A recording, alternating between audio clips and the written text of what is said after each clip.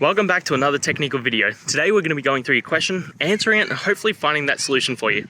Now, remember to stay just a little bit crazy like me, and hopefully you get to that resolution. Now let's continue on.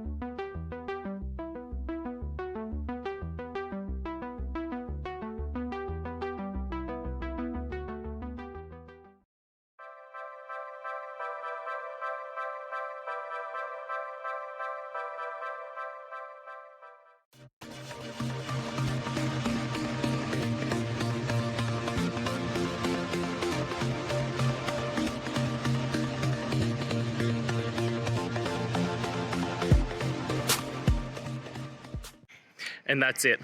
I hope that that's helped find the solution that you're looking for. And if it did, please, I'd appreciate it if you hit the subscribe button. Every time you hit it, it really helps. Now, I'll see you next time you need some technical help. And until then, have a good one.